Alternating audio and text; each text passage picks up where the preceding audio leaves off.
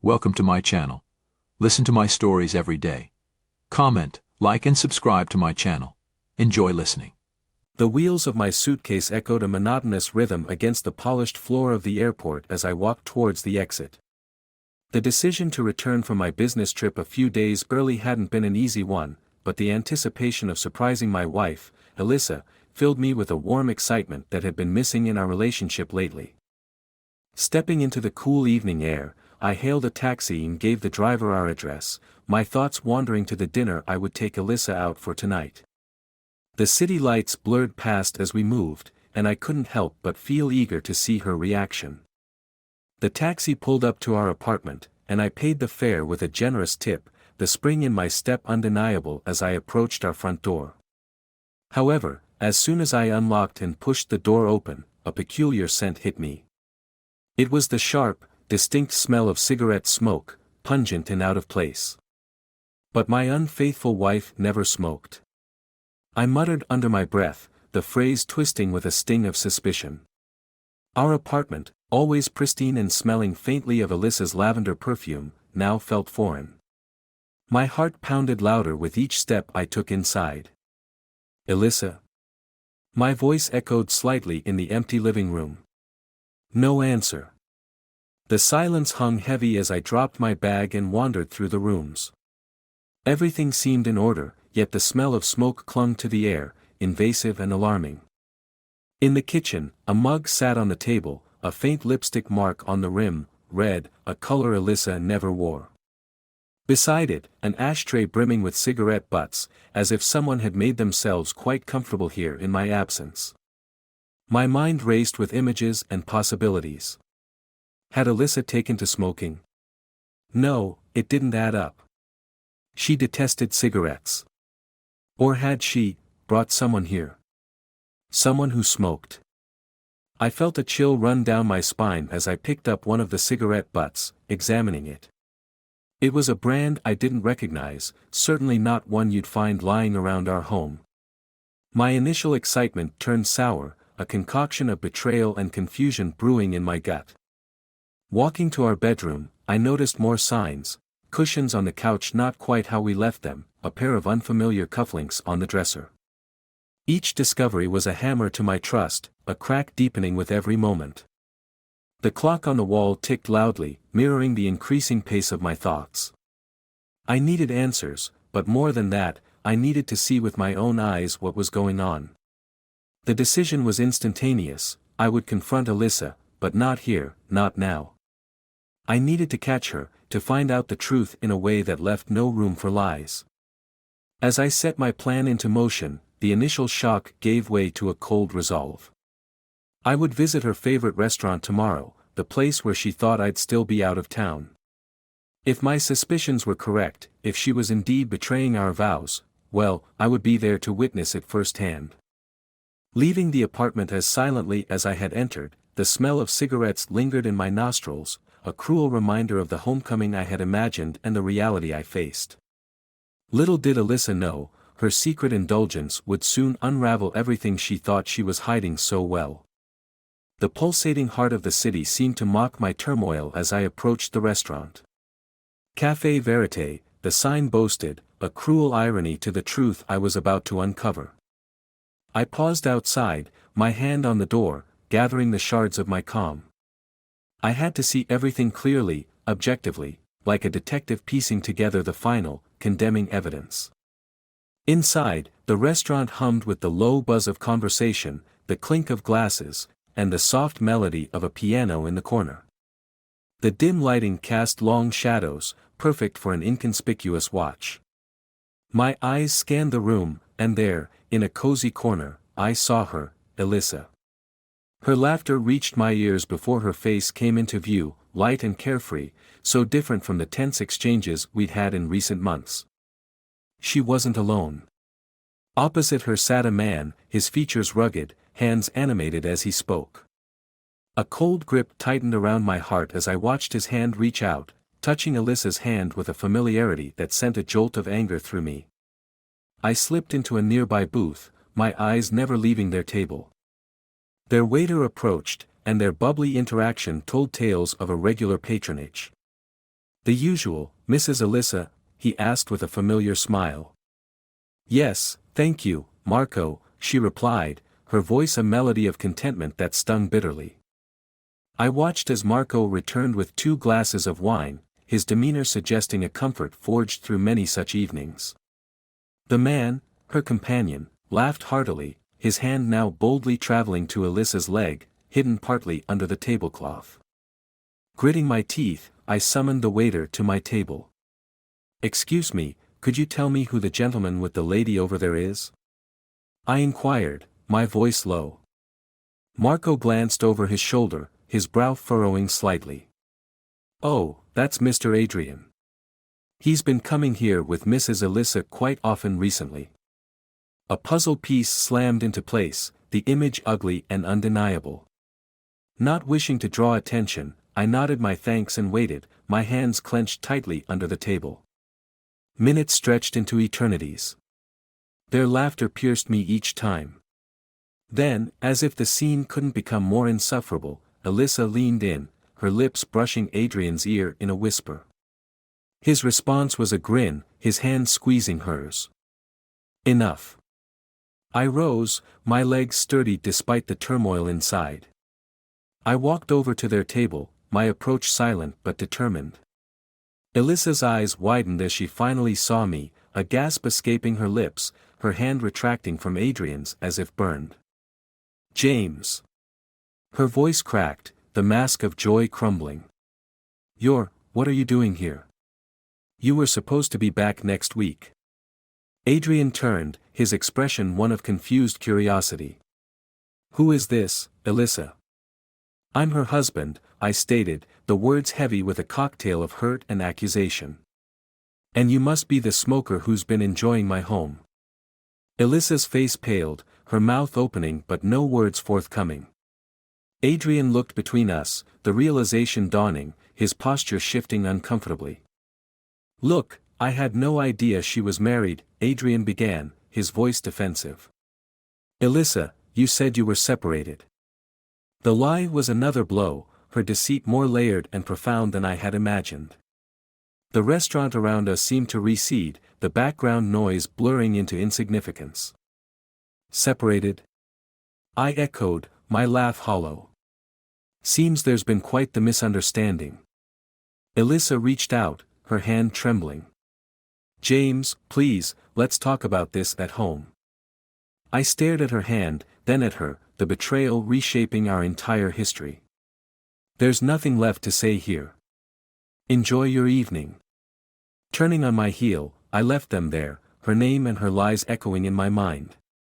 Outside, the night air felt sharp as I breathed in, the scent of cigarettes lingering like a specter. This was far from over. Her betrayal was clear, but my next steps. They needed to be calculated with precision. Tonight was just the beginning. The next morning, the sun's rays felt mocking, bright and cheerful against the turmoil churning inside me. I sat at the kitchen table, a notepad in front of me, my mind racing with plans. Alyssa's betrayal had not just hurt me, it had ignited a fire, a desire for retribution that I couldn't ignore. But first, I needed undeniable proof of her infidelity, something concrete to confront her with beyond last night's encounter. I decided to start with Adrian. If I could find out more about him, perhaps I could understand the extent of their relationship. I grabbed my laptop and began my search, digging through social media and online records. It didn't take long before I pieced together his background, a sales manager at a local tech company, recently divorced, and apparently quite the socialite judging from his numerous photos at various city hotspots. With each click, the web of lies Alyssa had spun became clearer. My resolve hardened, I needed to see Adrian again, to confront him away from Alyssa, to gauge his involvement.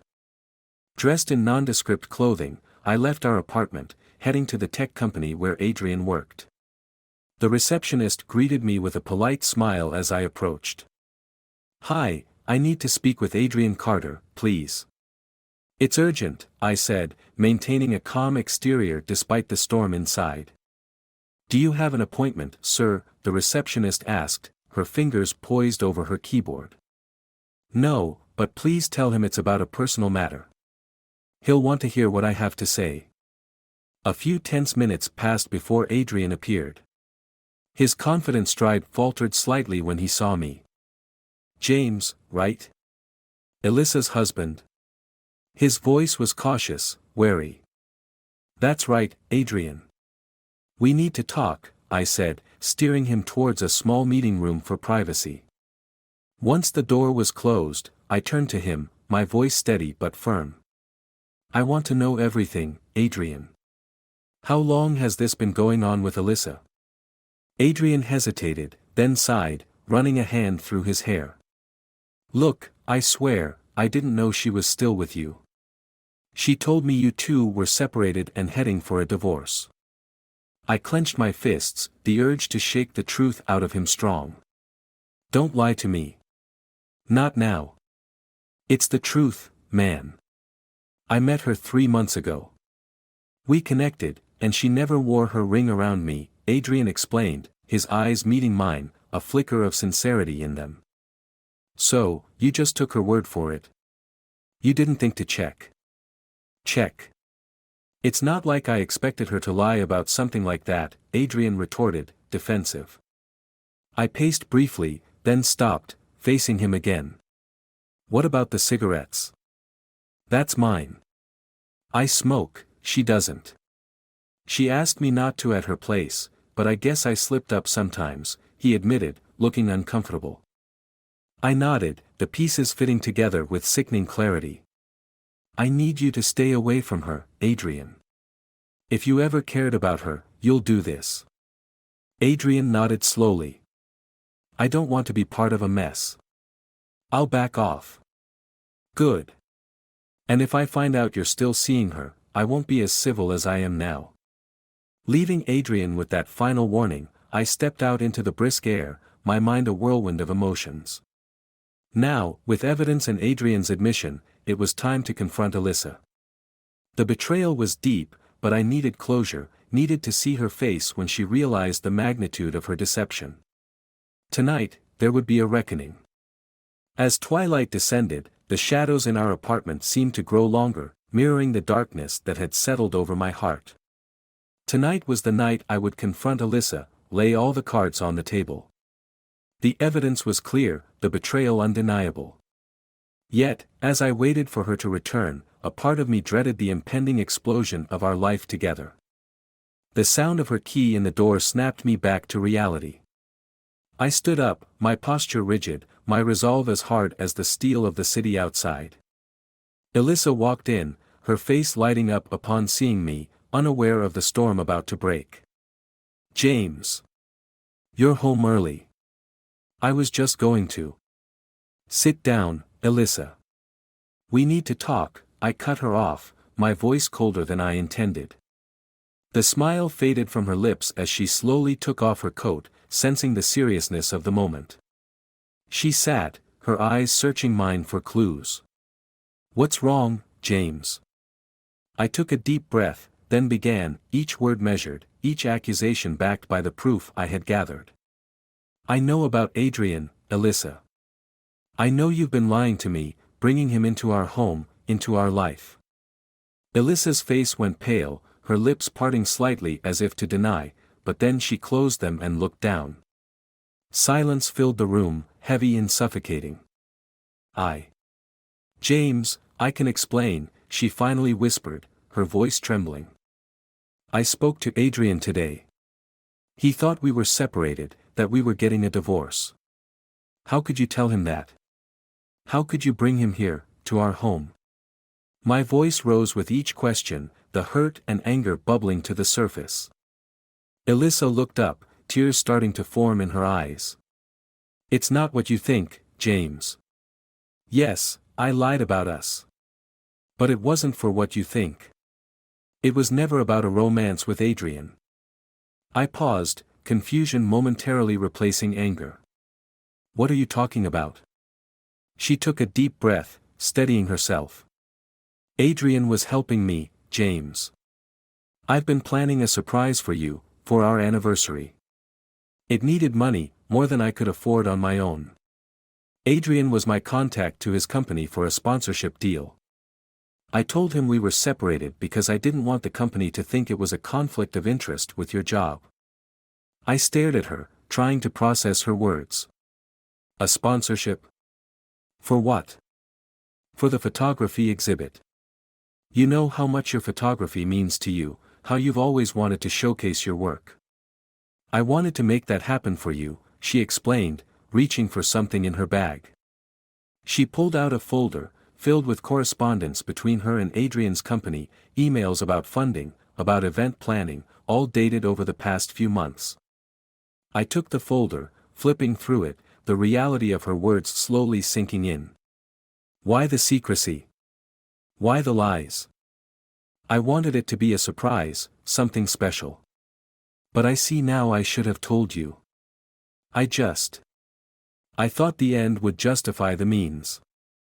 The tension slowly drained from my body as I looked at the woman I had loved for so many years, realizing I had almost destroyed everything on a misconstructed foundation of jealousy and suspicion. Elissa, I don't know what to say. I thought. She reached across the table, her hand covering mine. I'm sorry for the lies, James. Can you forgive me? Can we start over?